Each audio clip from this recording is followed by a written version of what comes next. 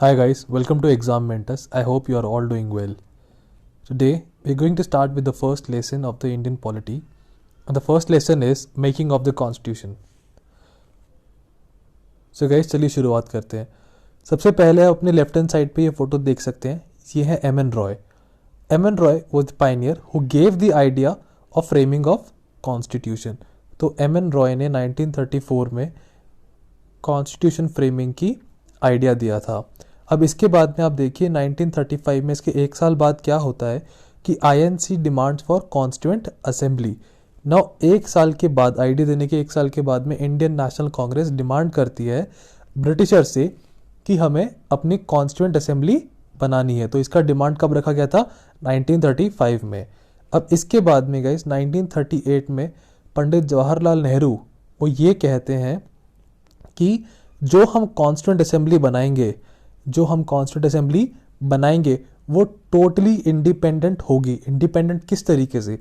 Independent वो ऐसे होगी कि जिसके अंदर एक भी ब्रिटिशर्स नहीं होगा. No Britishers.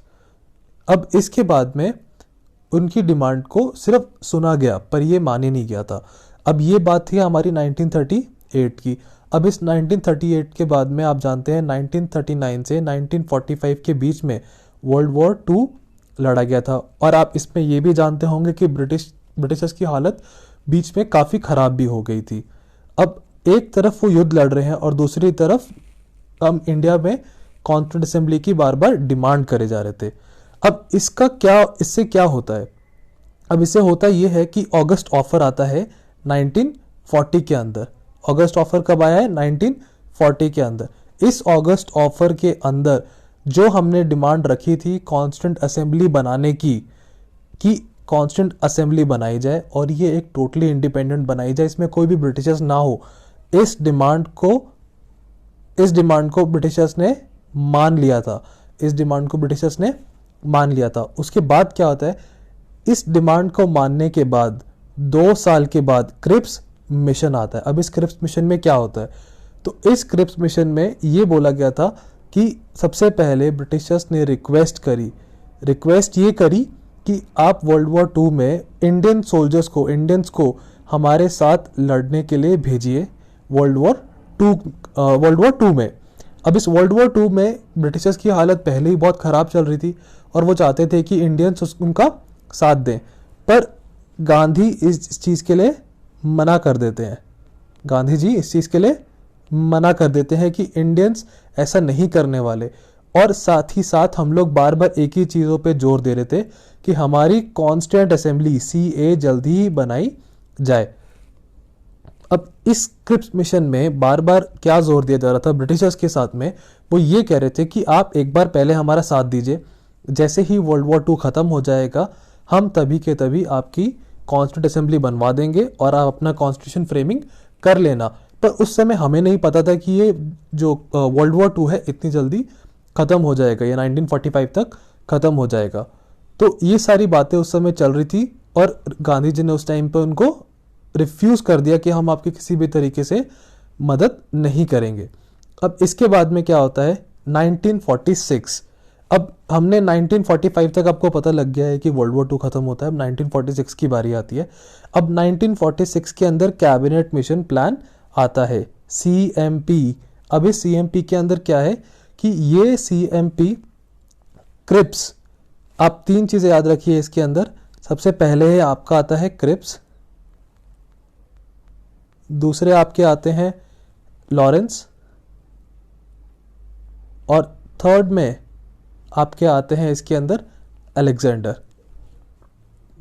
अब इन तीनों ने मिलकर के ये जो 1946 के अंदर कैबिनेट मिशन प्लान लेकर के आए इंडिया के अंदर. अब इस कैबिनेट मिशन प्लान में सिर्फ एक बात जानने वाली है कि इस कैबिनेट मिशन प्लान के अंदर कॉन्स्टिट्यूएंट असेंबली की फ्रेमिंग जो होनी थी वो किस तरीके से होगी और वो किस तरीके से फॉर्म किया जाएगा, वो सब इसके अंदर बताया गया.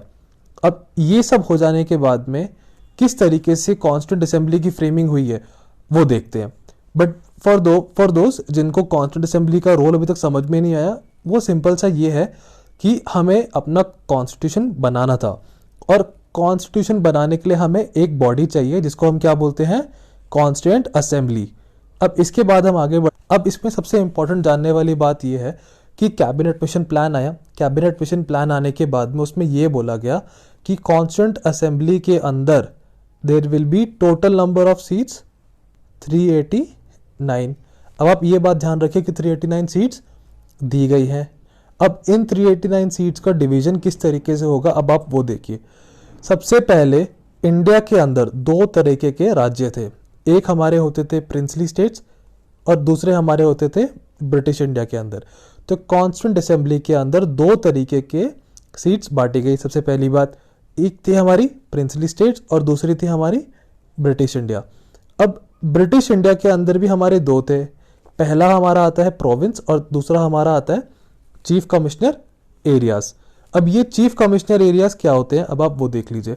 अब बहुतों को ज़रूर इसमें समझने में थोड़ा मुश्किल आ रहा होगा, तो आप पहले मैं ये बता देता हूँ कि टोटल नंबर ऑफ सीट्स जो थी, सबसे पहली बात वो थी 389। अब 389 सीट्स का डिवीजन है, इसमें ये बोल रखा है कि 93 सीट्स हम देंगे प्रिंसली स्टेट्स को और उसके बाद में जो बची हुई टोटल 296 सीट्स हैं वो हम देंगे ब्रिटिश इंडिया को। अब ब्रिटिश इंडिया के अंदर डिवीजन कैसे होगा, सबसे पहले ब्रिटिश इंडिया दो पार्ट में डिवाइडेड था, एक आपका होता है प्रोविंस, दूसरा आपका होता है चीफ कमिश्नर एरियाज।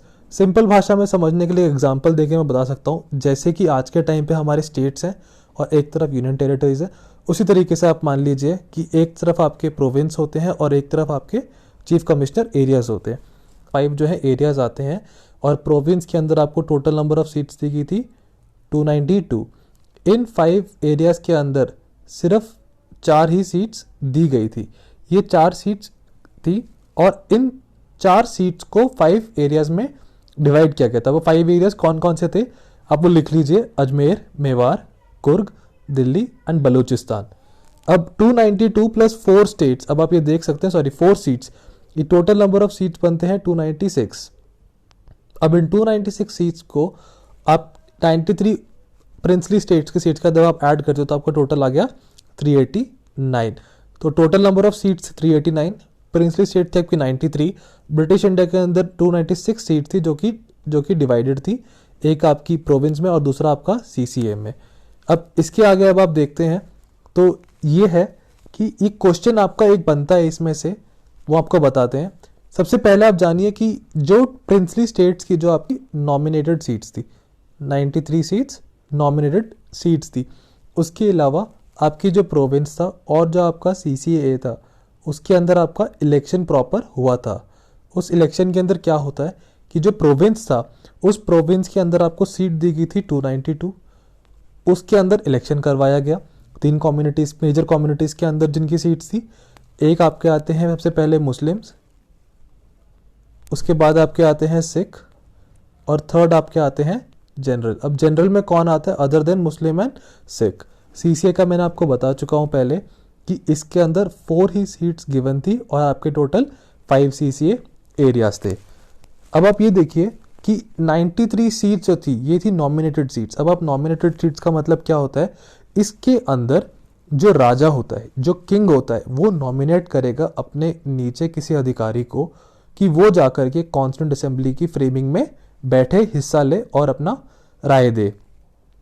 और इसके अलावा जो हमारे ब्रिटिश प्रोविंसेस एरिया जो थे हमारे, ये प्रोविंस हो गया और सीसीए हो गया, इन दोनों के अंदर 292 प्लस 4 इनके अंदर क्या प्रॉपर इलेक्शन हुआ था, प्रॉपर एक इलेक्शन हुआ था। तो इसीलिए हम इसको बोलते हैं कि the whole constituent assembly it was a combination of partial elections as well as nominated elections.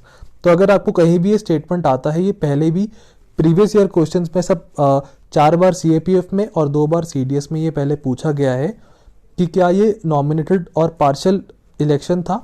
तो हाँ, ये बिल्कुल सही बात है, पार्शियल इलेक्शंस भी थे और पार्शियल नॉमिनेशन भी इसमें हुई थी। अब इसके अलावा जो जानने वाली चीज़ है गाइस, वो ये है कि जो कॉन्स्टिट्यूएंट असेंबली है, इस कॉन्स्टिट्यूएंट असेंबली का जो सिंबल था वो था एलिफेंट, वो था हाथी। मैं यहाँ राइट पे आपको दिखा भी सकता हूँ कि आप ये देखिए यहाँ पे ये हाथी उनका सिंबल था। किस चीज़ के लिए हुई थी? इलेक्शंस के लिए। अब इलेक्शंस अगर होंगे तो क्या आएगा उसके बाद? रिजल्ट। अब रिजल्ट किस तरीके से आया था? अब टोटल नंबर ऑफ सीट्स आपको पता है 296 थी। अब इन 296 सीट्स के अंदर सबसे पहले जो है 208 सीट मिली थी आईएनसी को, इंडियन नेशनल कांग्रेस को। इसके अलावा 73 सीट मिली थी मुस्लिम लीग को, और इसके अलावा 15 सीट जो हमारी बची हुई हैं ये मिली थी अदर पार्टीज़ को। इसमें डाल देते हैं हम ओपी। तो ये अदर पार्टीज़ थे उसके अलावा। अब यहाँ पर हम देख चुके हैं कि ये 296 का डिवीजन हो गया कि 296 की सीट्स के रिजल्ट किस तरीके से। अब आप क्लियरली देख सकते हैं कि सबसे ज़्यादा सीट जो मिली है वो है इंडियन नेशनल कांग्रेस को, उसके बाद आपके मिले हैं मुस्लिम लीग को, और थर्ड में है आपके अदर पार्टीज़। 73 सीट्स मुस्लिम लीग को मिली एंड रिमेनिंग 15 जो सीट्स थी वो अदर पार्टीज़ को थी। इसके अलावा मैं आपको बता चुका हूँ 93 जो प्रिंसली स्टेट थी उनके नॉमिनेटेड मेंबर्स नहीं गए थे। तो गाइस 296 का आपको पता लग चुका है। अब इसके बाद में हम अगली चीज़ पे बढ़ते हैं, that is making of the constitution. अब इस मेकिंग ऑफ द कॉन्स्टिट्यूशन के अंदर अब हम आते हैं 1946 में। अब आप लोगों ने मेजरली जो आप लोग पढ़ते हैं वो आप यहाँ से शुरू करते हैं 1946 से, बट आपको इससे पहले का एक ब्रीफ बैकग्राउंड मिल चुका है। अब हम इसकी बात करते हैं मेकिंग ऑफ द कॉन्स्टिट्यूशन की। अब मेकिंग ऑफ द कॉन्स्टिट्यूशन में होता क्या है कि हमारी सबसे पहली मीटिंग जो थी वो 9 दिसंबर 1946 को हुई थी, और लास्ट जो थी हमारी दैट इज वो हुई थी 26 नवंबर 1949 को। तो टोटल नंबर जो हमारा डेज का जो टाइम पीरियड जो हमारा लगा था that was 2 years 11 months and 18 days। तो आप इसको याद रखें, ये ऐसी चीज़ें हैं जो नॉर्मली बेसिक फैक्ट्स में आपसे पूछी जाती है। आगे बढ़ते हुए देखते हैं कि फर्स्ट मीटिंग हमारी कब हुई थी 1946 में। अब इसके बाद में क्या होता है कि ये मीटिंग हमारी 9 दिसंबर को हुई। इसके 2 दिन के बाद में राजेंद्र प्रसाद जी जो थे ये हमारे 1946 के टाइम पे ही इस कॉन्स्टिट्यूंट असेंबली के जो प्रेसिडेंट थे उनको अपॉइंट कर लिया गया था। He was elected as the president. तो गाइज 13 दिसंबर 1946 को पंडित जवाहरलाल नेहरू ने ऑब्जेक्टिव रेजोल्यूशन की बात की गई थी। अब इस बात में क्या था वो आपको मैं आगे बताऊंगा कि ऑब्जेक्टिव रेजोल्यूशन क्या होता है, किस तरीके के लिए होता है। तब तक के लिए आप बस ये जान लीजिए कि ऑब्जेक्टिव रेजोल्यूशन जो है it's kind of a rough structure कि कॉन्स्टिट्यूशन कैसा होना चाहिए, क्या होना चाहिए। ये एक रफ स्ट्रक्चर की तरह है कॉन्स्टिट्यूशन को बनाने के लिए। अब इससे हम आगे बढ़ते हैं। अब फोर्थ इसमें इंपॉर्टेंट डेट जो हमारी आ जाती है गाइज वो हमारी ये है 22 जनवरी गाइज, 22 जनवरी 1947। अब नोट कर लीजिए 22 जनवरी 1940। अब इस डेट को क्या हुआ था, जो यहाँ पर मैं आपको 13 दिसंबर को आपको मैं ये बात बता चुका हूँ कि ऑब्जेक्टिव रेजोल्यूशन रखने की बात की गई थी, उस बात को सब ने 22 जनवरी 1947 को हाँ कर दिया था कि ये एक्सेप्ट कर लिया था कि हमें ऑब्जेक्टिव रेजोल्यूशन रखना चाहिए। अब इसके बाद क्या होता है 1949 में 26 नवंबर को draft was completed, the draft was completed. तो अब इसमें आपको 2 बात बता देता हूं मैं। सबसे पहली बात आती है कि the draft was completed and it was and the constitution was adopted on 26 नवंबर 1949। तो अब इसका मतलब क्या है कि हमने 2 चीज़ों की आपको बात करता हूं मैं यहाँ पे। पहला आपका आता है अडॉप्ट। तो मैंने आपको बोला कि जो हमारा कॉन्स्टिट्यूशन था it was adopted, the constitution was adopted on 26 नवंबर 1949। तो ये जब मैं आपको बोलता हूं तो 1949 क्या करा है हम लोगों ने, अडॉप्ट करा है, मतलब कि तैयार हो चुका है, उस समय ये तैयार हो चुका है। अब इसके अलावा अगर मैं आपको बोलता हूं कि दूसरी चीज अब दूसरी चीज इसमें यह आती है कि 26 जनवरी 1950 को हमारा कॉन्स्टिट्यूशन एनफोर्स किया जाता है। क्या किया गया है? एनफोर्स किया गया। अब आपके पास में एक टाइमलाइन तैयार हो गई है। अब एक टाइमलाइन है आपकी 9 दिसंबर 1946। अब आपको याद रहेगा ये फर्स्ट मीटिंग थी। अब इसके बाद में आपकी है 11 दिसंबर 2 दिन के बाद की सेम टू सेम 1946। अब इस टाइम पर आपका क्या हुआ था, सेकेंड मीटिंग हुई थी। सेकेंड मीटिंग में क्या हुआ था, डॉक्टर राजेंद्र प्रसाद जी को हमने प्रेसिडेंट इलेक्ट कर लिया था। उसके बाद में हमारा थर्ड इंपॉर्टेंट डेट कौन सी है, 13 दिसंबर 1946। इस टाइम पे हमने क्या किया था, ऑब्जेक्टिव रेजोल्यूशन की बात की थी। फोर्थ इंपॉर्टेंट डेट कौन सी है इसके अंदर, वो है 22 जनवरी 1947। इसके टाइम पे हम लोगों ने क्या बात की थी कि ये सब लोगों ने एक्सेप्ट कर लिया था, एक्सेप्टेड बाय ऑल। ये हमारा 47 तक का था। इसके बाद में जो चीज़ जानने वाली ज़रूरी है वो ये आ जाती है आपकी कि फाइनली जो आपका कॉन्स्टिट्यूशन था वो 1949 को बन गया था। कब बना था 1949 में, 26/11/1949 में। उसके बाद में 1950 में हमने इसको एनफोर्स किया था। क्या किया था, एनफोर्स किया था। और 26 में हमने इसे क्या किया था, अडॉप्ट किया था। तो गाइज अभी के लिए सिर्फ इतना ही। अब मैं आपको इसके आगे की बातें अगले वाले लेक्चर में बताऊंगा कि किस तरीके से हमारा ऑब्जेक्टिव रेजोल्यूशन बना, उसके अंदर हम लोगों ने क्या क्या चीज़ें रखी, ड्राफ्टिंग कमेटी के अंदर कौन कौन लोग थे, ड्राफ्टिंग कॉन्स्टिट्यूशन जो हमारा हुआ था पूरा का पूरा, कहाँ से हमने क्या चीज़ अडॉप्ट करी, और हमने उसके बाद में कौन उसका चेयरमैन था, ठीक है। उसके बाद में कौन सा इंडियन इंडिपेंडेंस एक्ट ने उस टाइम पर क्या चेंजेस लाए। ये सारी बातें हम लोग अगले लेक्चर में करेंगे। Till then stay tuned. So if you liked our video, please hit the like button, subscribe to our channel, comment if you have any doubt, and share with your friends. Till then, take care. Thank you very much.